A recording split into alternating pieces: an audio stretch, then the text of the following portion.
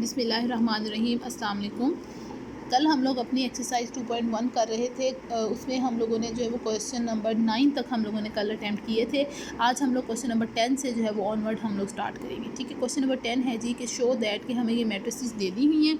Identity matrix है, ए matrix ये दे दिया है, बी मैट्रिक्स दे दिया है, सी मैट्रिक्स दे दिया है। ये ग्रुप बनाते हैं अंडर मैट्रिक्स मल्टीप्लिकेशन। अब हमारे पास ग्रुप के अंदर एलिमेंट्स कौन से आ रहे हैं? आई, ए, बी और सी। ठीक है, अब आई जो है वो आइडेंटिटी जो है वो हमारे पास ये है, ए बी ए सी है। ठीक, अच्छा जी। अब आइडेंटिटी को अगर हम लोग आई को ए के साथ मल्टीप्लाई करेंगे, ए को आई के साथ मल्टीप्लाई करें, ए ही आता है। ठीक है, और आइडेंटिटी को बी के साथ मल्टीप्लाई करवा लें या बी को आई के साथ मल्टीप्लाई करें, बी ही आएगा। ठीक है, आई को सी के साथ मल्टीप्लाई करवा लें या सी को आई के साथ मल्टीप्लाई करें, या लेफ्ट मल्टीप्लाई करवा लें या राइट करवा लें, सी ही आएगा। तो इसका मतलब है आइडेंटिटी जो है वो हमारे पास क्या है? आई जो है वो आइडेंटिटी एलिमेंट है।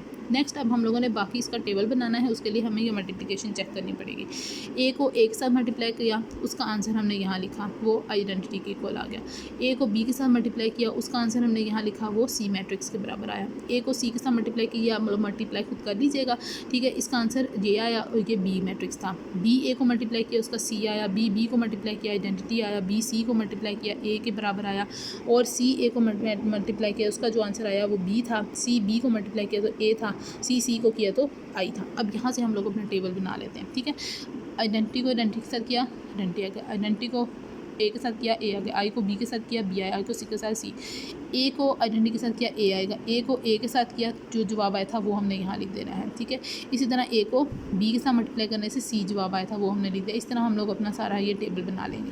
ठीक है, अब नेक्स्ट जो है वो अब यहाँ से हमारे पास क्लियर है कि कोई भी ऐसा टेबल के अंदर आंसर नहीं है जो इस वाले सेट के बाहर हो। ठीक है, तो इसलिए ये क्लोजर प्रॉपर्टी होल्ड करी है। नंबर 2 ये कि अंडर मल्टीप्लिकेशन में एसोसिएटिव लॉ जो है वो होल्ड कर जाता है। ठीक है, नेक्स्ट हमारे पास जो है वो आइडेंटिटी एलिमेंट जो है वो हमारे पास इसमें कौन सा है? आई, ये आइडेंटिटी एलिमेंट है। और ऊपर हमने ये आई को इसके साथ सबके साथ मल्टीप्लाई करवा के देख भी लिया तो वो हमारे पास आइडेंटिटी बनता है। ठीक है, नेक्स्ट हमारे पास है कि आइडेंटिटी का इन्वर्स अब हर किसी का इन्वर्स भी एग्जिस्ट कर रहा है। आइडेंटिटी का इन्वर्स जो है वो आइडेंटिटी ही आया, ए का इन्वर्स ए आया, बी का इन्वर्स बी आया, सी का इन्वर्स सी आया। ठीक है, तो हर किसी का इन्वर्स भी एग्जिस्ट कर रहा है, ऐसी है ना। तो इसका मतलब है कि अंडर मल्टीप्लिकेशन ये ग्रुप जो है वो बन जाता है। ठीक हो गया।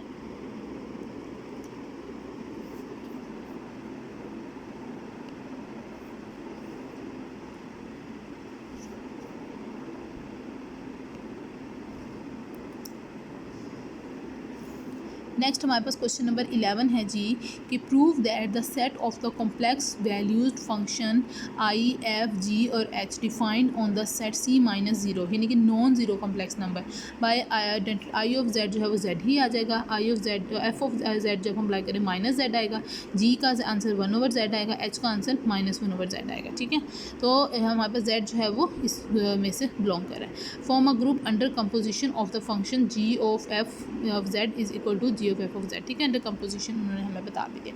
कंपोजिशन वाला जो है वो हम लोगों ने सेकंड ईयर में जो है चैप्टर नंबर 1 के अंदर कंसेप्ट पढ़ा हुआ है। अच्छा जी, नेक्स्ट हमारे पास जी के अंदर जो है वो अब हमारे पास सेट कौन सा बनेगा? आई बनेगा, एफ बनेगा, जी बनेगा और एच बनेगा, ऐसी है ना। अब हमारे कंपोजिशन को थोड़ा सा डिफाइन कर देते हैं। एफ को जब एफ के साथ ही कंपोजिशन लेंगे तो एफ ऑफ जेड आ जाएगा। एफ ऑफ जेड का आंसर -z आया था। ठीक है, तो जब आप एफ के ऊपर जो है वो -z जब अप्लाई करोगे तो उसका आंसर ये माइनस साइन उल्टा देता है ना, तो इसलिए यहाँ पे -z के ऊपर जब अप्लाई करेंगे तो z आएगा। और z किसका आंसर आता था? आई का आंसर आता था, तो वो हमने यहाँ पे लिख दिया। इसी तरह हम लोग जो है वो एफ का जी के साथ ले लेंगे तो F of G of X आ जाएगा। जी ऑफ एक्स का आंसर जो है वो हमारे पास जो जेड का आंसर जो है हमारे पास 1/z बनता था। ठीक है, और जब ये हमारे पास एफ का जो है वो क्या होता है? उल्टा देता है साइन। 1/z के ऊपर जब हम लगाएंगे तो -1/z आएगा। -1/z किसका आंसर था? एच का आंसर था, तो हमने यहाँ पे लिख दिया। ठीक हो गया। नेक्स्ट हमारा जो है वो क्या आ जाएगा? हम लोग जो है वो अब एफ़ का एच के साथ देंगे। जब एफ़ का एच के साथ देंगे तो एच ऑफ जेड आ जाएगा। एच ऑफ जेड का आंसर जो है -1/z था, तो जब उसके ऊपर एफ अप्लाई करेंगे यानी कि साइन उल्टा देगा तो -1/z के ऊपर अप्लाई करने से 1/z आएगा। 1/z किसका आंसर था? जी का आंसर था। ठीक है, ये लिख दिया। अब हम जी को फिक्स कर लेते हैं। जी का एफ़ के साथ ले लेते हैं। जी ऑफ एफ ऑफ जेड बन जाता है। एफ ऑफ जेड का आंसर क्या आता है? -z। ठीक है, जब उसके ऊपर जी अप्लाई करना है तो उसका क्या ले लेना है हमने? रेसिपी उसका 1/, ले लेना है। ठीक है, तो जब हम उसका 1/z ले लेंगे तो हमारे पास जो है वो यहाँ पर क्या आ जाएगा, -1/z आ जाएगा। और -1/z किसका आंसर था, h का आंसर था। g का g के साथ ही ले लेंगे, g ऑफ z जो है वो हमारे पास 1/z आएगा। जब इसको g दोबारा अप्लाई करेंगे तो उसका क्या लेना है, हमने उलट लेना है। तो 1/z का उलट क्या आएगा, z आएगा, और वो किसके बराबर था, i के बराबर आता है। नेक्स्ट जो है वो हमारे पास g ऑफ h लेंगे, g of h of z। ठीक है, अब हमारे पास जो है वो h जो है वो हमारे पास क्या था, -1/z आता है। ठीक है, जब हम उसके ऊपर g अप्लाई करते हैं तो हम क्या करते हैं कि हमारे पास जो है वो उसका जो है वो क्या आएगा, उसका उलट लेंगे हम लोग। जब हमारे पास जो है वो क्या आएगा, -1/z का जब उलट लेंगे तो -z आएगा। और ये किसका आंसर था, हमारे पास f का आंसर था। नेक्स्ट जो है वो हम लोग क्या लेंगे, h ऑफ f। अच्छा जी, h को f के साथ लेंगे, h of f of z आ जाएगा। f ऑफ z का आंसर आया -z। ठीक है, और जब हम उसके ऊपर h अप्लाई करते हैं तो हम उसका क्या लेते हैं, उलट ले लेते हैं। ठीक है, तो हमारे पास जो है वो क्या आ जाता है, और साथ में उसका साइन भी चेंज कर देते हैं। तो -z का जो है वो उलट लेंगे तो -1/z लेंगे, और जब साइन उल्टाएंगे तो +1/z आ जाएगा। +1/z किसका था, बराबर आंसर आता है g का आंसर होता है। ठीक हो गया।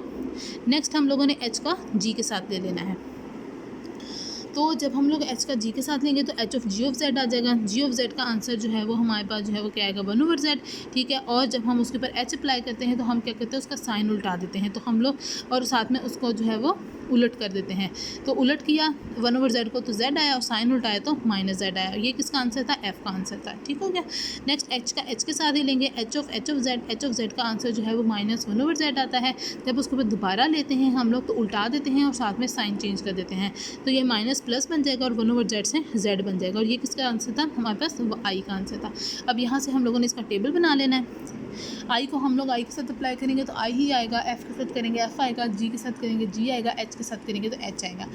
f को हम लोगों ने जब फिक्स किया था, f को f के साथ मल्टीप्लाई हमने जब किया था अप्लाई तो i आया था।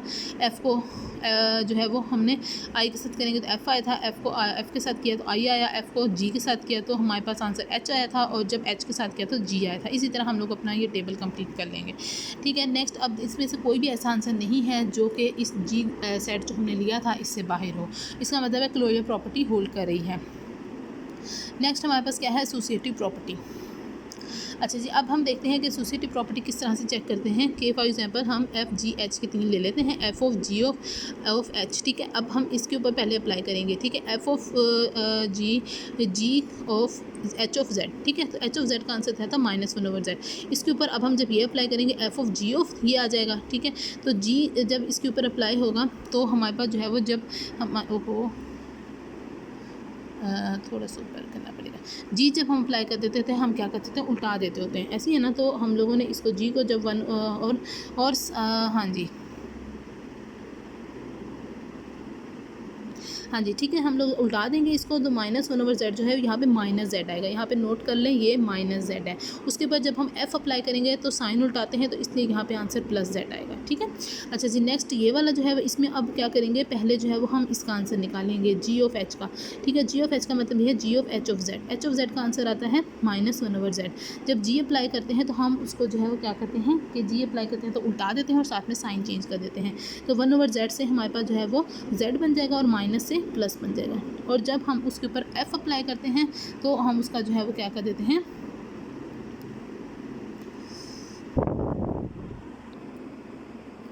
ओहो सॉरी भाई, जब हम लोग जी अप्लाई करते हैं तो हम सिर्फ उल्टाते हैं, उसका साइन चेंज नहीं करते। सॉरी भाई, ठीक है, वो ऊपर अब देखा मैंने। अच्छा, तो अब जो है वो हमारे पास क्या आएगा कि ये इसका आंसर जो है यहाँ पे भी नोट कर लेंगे, -1/z का उल्टाएंगे तो -z आएगा। यहाँ ब्रैकेट में माइनस आना है, और जब f अप्लाई करते हैं तो साइन उल्टा देते हैं, यानी कि +z बन जाएगा। तो एसोसिएटिव लॉ जो है वो होल्ड कर जाता है। नेक्स्ट हमारे पास जो है वो आई जो है वो इसके अंदर हमारे पास जो है वो आइडेंटिटी एलिमेंट है। फिर उसके बाद नेक्स्ट जो है वो हमारे पास आई का इन्वर्स, हम सबका इन्वर्स देख लेते हैं। हमारे पास जो है वो क्या आया, आई का इन्वर्स जो है वो हमारे पास क्या आया, आई आया। एफ किसका इन्वर्स एफ आया, जी का इन्वर्स जी आया, और एच का इन्वर्स एच आया। ठीक है, सबका इन्वर्स भी एग्जिस्ट कर रहा है। तो इसका मतलब है कि ये हमारे पास जो है वो ग्रुप बन जाता है। ठीक हो गया।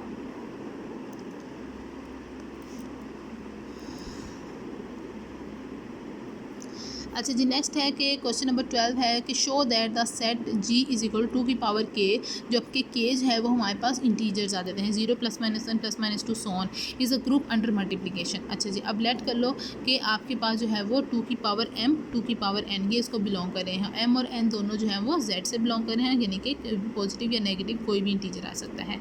देन उनको हम मल्टीप्लाई जब करेंगे तो हमारे पास जो है वो पावर्स ऐड हो जाती हैं, और m + n भी जो है वो धारी बात है एडिशन भी जो है वो हमारे पास होल्ड कर रही होती है। ठीक है, कोई भी दो इंटीजर ले लें उसको ऐड कर लें, वो भी हमारे पास इंटीजर ही आता है। ठीक है, तो क्लोजर प्रॉपर्टी होल्ड कर गई।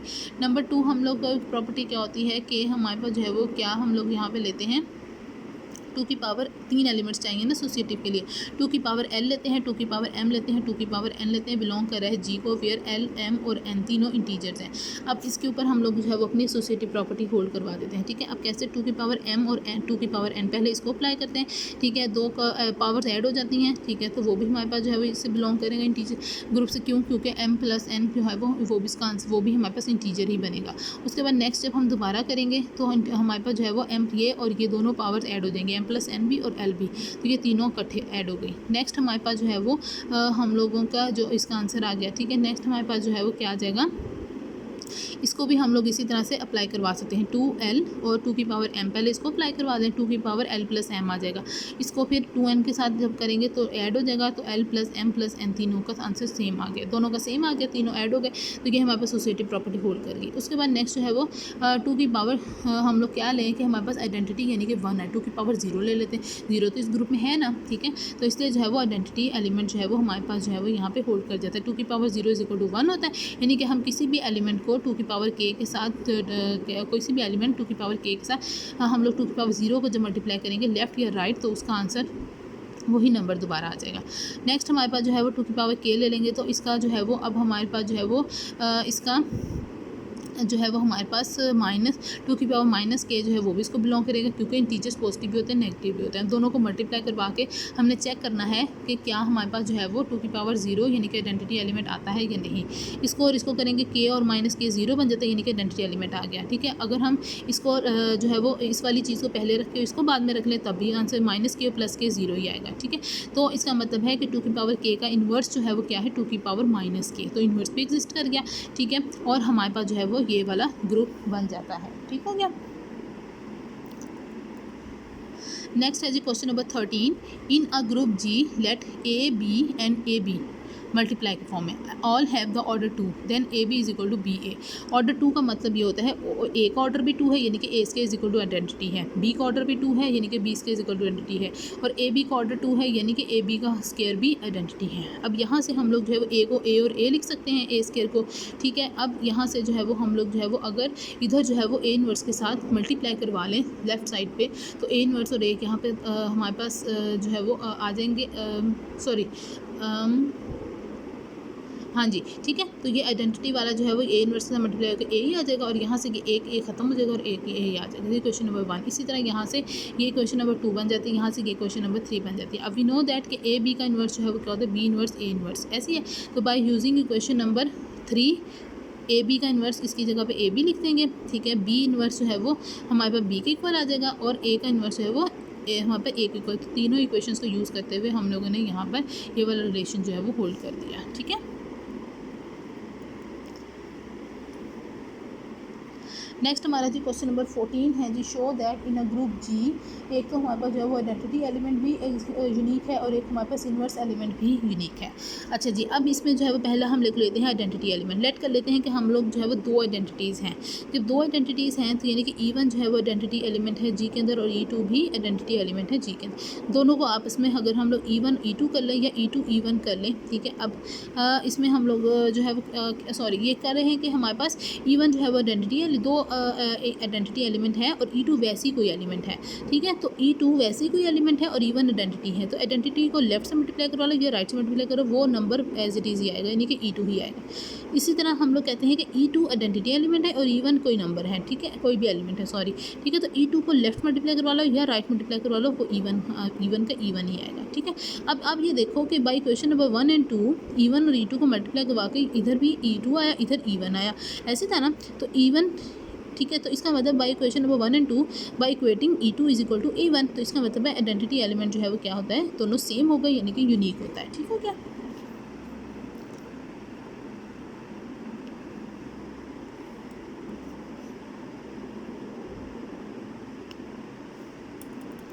नेक्स्ट इसी तरह से जो है वो हम लोग पार्ट नंबर 2 करेंगे कि ए का इन्वर्स जो है वो हम सपोज कर लेते हैं कि वो बी है और ए का इन्वर्स जो है वो हमारे पास सी है, यानी कि दो इन्वर्स एग्जिस्ट करते हैं, ऐसे ही है ना। अब ए का इन्वर्स जो है वो क्या है, बी है, तो इसका मतलब है कि हमारे पास जो है वो जब हमारे पास ए का इन्वर्स बी आता है तो अगर हम लोग जो है वो इधर जो है वो क्या कर लें कि ए और इधर हम लोग वो ए के साथ ही अगर मल्टीप्लाई करवा दें लेफ्ट साइड पे, तो ए और ए इन्वर्स खत्म होकर आइडेंटिटी आ जाएगा और हमारे पास यहाँ पे ए बी आ जाएगा, यानी कि A B is equal to identity. या हम लोग जो है वो क्या कर लें, यहाँ पे इसको जो है वो ए को लेफ्ट की बजाय राइट मल्टीप्लाई करवा लें, ए इन्वर्स और ए खत्म हो जाएगा, B A is equal to identity बन जाता है आइडेंटिटी। तो इसलिए यहाँ पे A B is equal to B A is equal to identity, ये इक्वेशन नंबर 1 बन जाती है। इसी तरह यहाँ पे A inverse C is equal to C आ जाता है, तो हम लोग ए को अगर लेफ्ट मल्टीप्लाई करवा देंगे, ठीक है, तो ए और ए इन्वर्स खत्म होकर ए सी इज इक्वल टू आइडेंटिटी आ जाएगा, ठीक है। तो ए सी इज इक्वल टू आइडेंटिटी, और अगर राइट मल्टीप्लाई करवाएंगे ए के साथ तो ए इन्वर्स और ए खत्म होकर सी ए इज इक्वल टू आइडेंटिटी आ जाएगा, ठीक है। तो हमारे पास जब सी ए इज इक्वल टू आइडेंटिटी तो उनको इकट्ठा करके हमने लिख लिया फॉर्म, तो ये क्वेश्चन नंबर 1 और 2 बन गई, ठीक है। अब सिंस हमारे पास ए बी और सी तीनों जो है वो जी से बिलोंग कर रहे हैं, ठीक है, तो हम लोग जहाँ पे जो है वो अपनी एसोसिएटिव प्रॉपर्टी जो है वो अपनी अप्लाई करवा देते हैं कि बी ए को पहले मल्टीप्लाई करवा लेते हैं हम लोग ऑपरेट, ठीक है, उसका आंसर जो है वो आइडेंटिटी आता है, ठीक है, और उसको जो है वो सी के साथ जब ऑपरेट करवाएंगे तो वो सी का सी ही आएगा। अब यहाँ पर जो है वो क्या करेंगे कि हमारे पास जो है वो ए सी के ऊपर पहले हम अप्लाई करवाते हैं, ए सी जो है वो क्या है आइडेंटिटी था, ठीक है, और हमारे पास जो है वो इसका आइडेंटिटी को बी के साथ मल्टीप्लाई किया तो बी ही आया, तो सी इज इक्वल टू बी आ गया। तो ये और ये दोनों चीज़ें जब सेम हैं तो इसका मतलब है कि इन्वर्स जो है वो सिंगल था, यानी कि यूनिक था, ठीक हो गया। क्वेश्चन नंबर 15 है जी आपका, let G be a group show that कि अबीलियन ग्रुप होगा if and only if A B का स्केयर जो है वो is equal to A square B square है, ठीक है। अब लेट कर लेते हैं कि जी हमारे पास अबीलियन है, जब अबीलियन है तो उसकी प्रॉपर्टी होती है कि A B is equal to B A. अब हम इसमें क्या करते हैं, ए के साथ प्री मल्टीप्लाई करवा लेते हैं, तो ए और ए की 2 दफ़ा आ जाएंगे और ये जो है वो ए यहाँ पे आ जाएगा और ये बी एज इट इज आ जाएगा, ठीक है। उसके बाद हम पोस्ट मल्टीप्लाई करवा देते हैं बी के साथ, तो ये ए और बी और ये साथ में दूसरा बी आ जाएगा, ठीक है, और ये ए बी ए और यहाँ पे भी बी आ जाएगा, ठीक है। अब इधर जो है वो हम क्या कर सकते हैं, ए को ए स्केयर बना देते हैं, बी को बी स्केयर बना देते हैं, और इधर जो है वो ए बी को ए बी का स्केयर बना देते हैं, ठीक है। यानी कि हमारे पास जो है वो ए बी का स्केयर हम पहले लिख लेते हैं, इस चीज़ को बाद में लिख लेते हैं, ठीक है। तो ये चीज़ होल्ड कर गई। अब इफ़ एंड ओनली इफ था तो कन्वर्स भी करना पड़ेगा, कन्वर्सली लेट कर लो कि ए बी का स्केयर जो है equal to A square B square, ये हमें प्रूव्ड है, ठीक है। अब इसको जो है 2 दफ़ा लिख देते हैं ए बी, और इसको जो है वो ए को ए स्केयर को भी 2 दफ़ा लिख देते हैं और बी स्केयर को भी 2 दफ़ा लिख देते हैं, ठीक हो गया। अब हम लोग जो है बाई कैंसिलेशन जो है वो हम लोग जो है वो यहाँ पे पहले जो है वो बाय लेफ्ट पे हमारे पास कैंसिलेशन आएगी, ए के साथ ए ख़त्म होगा, ठीक है। फिर उसके बाद जो है हमारे पास राइट कैंसिलेशन होगी, बी के साथ ये वाला आखिरी वाला बी ख़त्म होगा, पहले पहला ए ख़त्म किया फिर आखिरी बी ख़त्म किया, तो B A is equal to A B आ गया, ठीक है। तो ये हमारे पास जो है वो अबीलियन ग्रुप की प्रॉपर्टी आ गई, तो ये हमारे पास जो है वो अबीलियन ग्रुप आ गया, ठीक हो गया। नेक्स्ट हमारे पास क्वेश्चन नंबर 16 है जी कि if G is an abelian group show that A B की power N is equal to A की पावर एन बी की पावर एन। अब इसको जो है बाय इंडक्शन जो है वो हम लोग प्रूव करेंगे, ठीक है। बाय इंडक्शन मैथमेटिकल इंडक्शन हम इसको प्रूव करेंगे। केस नंबर 1 क्या है कि n हमारे पास जो है वो क्या है, एक पॉजिटिव इंटीजर है, और हमारे पास जो है वो इसमें क्या है कि n जो है वो हमारे पास हम पहले लेते हैं कि हम लोग n 1 है, ठीक है। जब n 1 है तो इसको जो है वो ए बी की पावर n को जो है वो ए बी की पावर 1 लिखेंगे, ठीक है। ये आ जाएगी ए की पावर 1 बी की पावर 1, ठीक है। अब n जब हमारे 1 की जगह पे हम लोग n अप्लाई कर देते हैं, तो ए बी की पावर n जो है वो क्या आ गई ए एन बी एन, ठीक है। तो एक तो ये आ गई, यानी कि हमारे पास जो है वो ये वाली चीज़ तो ट्रू हो गई। नेक्स्ट हम लोग कहते हैं कि ये वाली जो नंबर 1 जिसको हमने ये कहा हुआ है ये हमारे पास ट्रू है for n is equal to K के लिए। जब n इज इक्वल टू के लिए ट्रू है, यानी कि ए बी की पावर के जो है वो बराबर आ जाएगी ए की पावर के बी की पावर के, ठीक है। नेक्स्ट अब हमने क्या करना है कि हम कहते हैं कि ये जो 1 है इसको n इज इक्वल टू के प्लस 1 के लिए प्रूव करना है, ठीक है। तो यानी कि हमने ये चीज़ जो है वो प्रूव करनी है कि ए बी की पावर के plus 1 is equal to A की पावर के प्लस 1 बी की पावर के प्लस 1, ये हमने प्रूव करना है। अब हम इसकी लेफ्ट साइड ले लेते हैं, ए बी की पावर के प्लस 1, ठीक है। तो अब इसमें के को अलग कर लेते हैं, 1 पावर को अलग कर लेते हैं, ठीक हो गया। अब ये जो है बाई इक्वेशन नंबर 2 ए के बी के बराबर, ए की पावर के बी की पावर के बराबर आ गई, ठीक है, और ये एज इट इज़ लिख दिया। नेक्स्ट एक सेकेंड यूँ करते हैं हम लोग। हाँ जी, नेक्स्ट जो है वो अब हमारे पास जो है वो क्या आएगा, बाय एसोसिएटिव लॉ बी की पावर के, और इस पूरी चीज़ को हम इकट्ठा कर लेते हैं। ठीक है, जब इस पूरी चीज़ को इकट्ठा कर लिया, ये बाय एसोसिएटिव लॉ हमने कर लिया, तो नेक्स्ट जो है वो अब हमारे पास जो है वो अगेन बाय एसोसिएटिव लॉ हम लोग क्या करेंगे, ये ए को और बी की पावर के इसको इकट्ठा कर लेंगे। ठीक है, तो वही हमने यहाँ पे काम किया हुआ है, बी की पावर के और ए को इकट्ठा कर लिया। ठीक, नेक्स्ट जो है वो अब हमारे पास जो है वो ग्रुप जो है वो हमारे पास क्या था, गिवन है कि ये अबेलियन ग्रुप है, तो बी की पावर के ए को जो है वो ए बी की पावर के लिख सकते हैं। ठीक है, क्योंकि ये अबेलियन ग्रुप है। नेक्स्ट हम लोग दोबारा से एसोसिएटिव लॉ अप्लाई करते हैं और हम लोग जो है वो इसको इसके अंदर ले आते हैं। ठीक है, तो और इसको इकट्ठा यानी कि हमने कर लिया। ठीक है, अब ये b की पावर k और b, ये क्या बन गया, ये पावर 1 है कि पावर k है, तो ये क्या बन जाएगी k+1। ठीक है, तो a b की पावर k+1। ठीक, next again by associative law हम लोग a की पावर k को और a को इकट्ठा कर लेते हैं। ठीक है, तो ये a की पावर k है और ये a की पावर 1 है, तो a की पावर k+1 बन जाएगी। ठीक है, तो ये b की पावर k+, तो राइट साइड इक्वल आ गया, तो ये हमारे पास जो है वो प्रूव हो गया। नेक्स्ट केस नंबर 2 ये है, अब उसने हमें, क्योंकि उसने कहा था कि वो हमारे पास जो है वो क्या है, हमारे पास जो है वो अब हम लोग नेक्स्ट जो पहले हमने पॉजिटिव इंटीजर की बात की थी, अब हम लोग जो है वो ज़ीरो की बात करेंगे, फिर हम लोग केस नंबर 3 में नेगेटिव इंटीजर हम लोग जो है वो बात करेंगे, तो नेगेटिव नंबर के बराबर n इक्वल टू जब ज़ीरो होगा उसको इक्वेशन नंबर 1 में पुट करेंगे हम लोग, तो हमारे पास इक्वेशन नंबर 1 ये थी। ठीक है, ए बी की पावर 0। ठीक है, तो इसका मतलब है कि उसकी पावर कोई किसी भी चीज़ की पावर 0 ले लो तो वो हमारे पास क्या आ जाता है, आइडेंटिटी आ जाता है। आइडेंटिटी को हम 2 दफ़ा लिख सकते हैं। ठीक है, अब ये वाली आइडेंटिटी है इसकी जगह पे हम लोग जो है वो a की पावर 0 लिख सकते हैं, इसकी जगह पे b की पावर 0 लिख सकते हैं। क्यों, क्योंकि a की पावर 0 भी आइडेंटिटी, b की पावर 0 भी आइडेंटिटी। अब इस 0 की जगह पे ये n पुट कर सकते हैं, तो लेफ्ट साइड राइट साइड की इक्वल आ गई। ठीक, केस नंबर 3 अब हम लोग अपना ले लेते हैं कि हमारे पास जो है वो जब n इक्वल टू -m के बराबर है, जबकि m अकेला खुद क्या है, पॉजिटिव इंटीजर है, लेकिन जब माइनस साथ मिलेगा तो वो नेगेटिव नंबर बन जाएगा। ठीक हो गया, तो इसमें हम लोग लेफ्ट साइड लेंगे a b की पावर n, यहाँ पे हम लोग n की जगह पे -m अप्लाई कर देंगे। ठीक है, उसके बाद हम क्या करेंगे, पावर की प्रॉपर्टी यूज़ करते हुए माइनस को अंदर ले जाएंगे और m बाहर रह जाएगा। ठीक है, अब ये चीज़ जो है वो हमें पता है a b का इन्वर्स जो है वो बराबर होता है b इन्वर्स a इन्वर्स, तो वो हमने यहाँ पर लिख दिया। ठीक है, नेक्स्ट हमारे पास अबेलियन ग्रुप है ये। ठीक है, जब अबेलियन ग्रुप है तो हमारे पास जो है वो ये b इन्वर्स a इन्वर्स को a इन्वर्स b इन्वर्स लिख सकते हैं। नेक्स्ट अब हम क्या करेंगे, ये जो पावर m थी इसके ऊपर हम लोगों ने केस 1 में जो है वो हम लोगों ने प्रूफ कर दिया था। ठीक है, तो अब m जो है खुद तो एक पॉजिटिव नंबर है ना, ऊपर हमने बताया।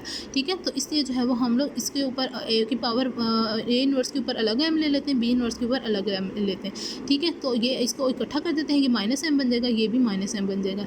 ठीक है, -m की जगह पे n और n अप्लाई कर देते हैं, राइट साइड की इक्वल आ गया, तो यही चीज़ जो है वो हमने यहाँ पर अपनी प्रूफ करनी थी। ठीक हो गया। नेक्स्ट इस एक्सरसाइज का जी लास्ट क्वेश्चन है हमारे पास कि let G be a group, suppose that G has only one element of the order 2, show that AX is equal to XA। ठीक है, अच्छा जी, अब इसको हमने कैसे प्रूफ करना है, इसमें हम ये लेते हैं कि let G be a group, suppose A belonging to G such that order of A जो है वो हमारे पास क्या है 2 है, यानी कि A square is equal to identity है। ऑर्डर 2 का मतलब ये होता है। अब इसमें जो है वो हम लोगों ने क्या करना है कि हम लोग जो है वो इसमें एक हम लोग खुद अपनी तरफ से ले लेते हैं एक्स ए एक्स इन्वर्स, इसका जो है वो हमारे पास क्या है ऑर्डर स्क्वायर जो है वो हमारे पास इसका स्क्वायर ले लेते हैं और उसको भी हम लोगों ने आइडेंटिटी के इक्वल प्रूफ कर देना है। अगर इसका भी ऑर्डर यानी कि हमने 2 प्रूफ करना है। ठीक है, तो इसका स्क्वायर लेंगे, उसको आइडेंटिटी के इक्वल आना चाहिए, जैसे यहाँ पे ए स्क्वायर आइडेंटिटी की इक्वल था, तो ये हमने अपनी तरफ से लिया, इसको हम 2 दफ़ा लिख देते हैं, 2 दफ़ा लिख दिया बाय एसोसिएटिव लॉ, ये और ये चीज़ इकट्ठी कर ली। ठीक है, अब ये और ये चीज़, हाँ जी ठीक है, तो यहाँ पे x इन्वर्स पहले आएगा और x बाद में आएगा। ठीक है, ये थोड़ी सी गलती है, यहाँ पर ये नोट कर लें, x इन्वर्स पहले और x बाद में। ठीक है, तो ये x इन्वर्स और x जो है वो आइडेंटिटी के इक्वल आ जाता है, ये चीज़ आ जाएगी। ठीक है, अब हमारे पास आइडेंटिटी को मल्टीप्लाई करवा दें तो कोई फ़र्क नहीं पड़ता, a और a को जो है वो a स्क्वायर लिख सकते हैं, a स्क्वायर हमारे पास जो है वो आइडेंटिटी के इक्वल है, वो हमें गिवन है। ठीक है, तो हमने यहाँ पर जो है वो आइडेंटिटी लिख दिया। ठीक है, अब उसके बाद जो है वो आइडेंटिटी को फिर किसी चीज़ के साथ मल्टीप्लाई वगैरह करवा दे कोई फ़र्क नहीं पड़ता, तो हमारे पास x और x इन्वर्स बच गया, x और x इन्वर्स को आपस में मल्टीप्लाई करवाएं तो तो वो हमारे पास आइडेंटिटी बनता है, यानी कि ये इसकी पावर जो है वो 2 आ गई, यानी कि हमारे पास इस वाले एक्स और एक्स इन्वर्स का ऑर्डर जो है वो हमारे पास क्या आ गया, 2 आ गया। बट ए इज़ लेकिन हमने तो कहा था कि ए ही हमारे पास एक ऐसा एलिमेंट है जिसका ऑर्डर 2 है, ठीक है। तो इसका मतलब है कि हमारे पास जो है वो एक्स इन्वर्स जो है वो किसके बराबर है, ए के ही बराबर, यानी कि इसका भी ऑर्डर 2 आ गया और इसका भी ऑर्डर 2 था, लेकिन ए का भी, लेकिन हमने कहा था सिर्फ ए ही ऐसा एलिमेंट, इसका मतलब है ये और ये दोनों सेम है, तो एक्स इन्वर्स जो है वो इज इक्वल टू ए है, ठीक है। अब उसके बाद हम एक्स के साथ जो है वो पोस्ट मल्टीप्लाई करवा देते हैं, ठीक है। यहाँ पे एक्स पोस्ट मल्टीप्लाई होगा, यानी कि राइट साइड पे मल्टीप्लाई हो गया, ये एक्स बन गया, यहाँ पे बाय एसोसिएटिव लॉ इसको और इसको इकट्ठा कर लिया, वो आइडेंटिटी बन गया, ख़त्म हो गया, X A is equal to A X, तो X A is equal to A X, यही हमने यहाँ पर अपना प्रूफ करना था, ठीक हो गया। तो ये हमारी जो है वो एक्सरसाइज 2.1 जो है वो फाइनली कंप्लीट हो गई है, ठीक है। कल हम लोग जो है वो अपना जो है वो 2.1 से जो आगे नेक्स्ट जो है वो सब ग्रुप्स वाला टॉपिक वो हम लोग स्टार्ट करेंगे और आगे उससे रिलेटेड फिर सारी थ्योरी और एक्सरसाइज वगैरह देखेंगे, ठीक हो गया। तो आज के लिए इतना ही काफ़ी है, ठीक है। ओके जी, अल्लाह हाफिज़।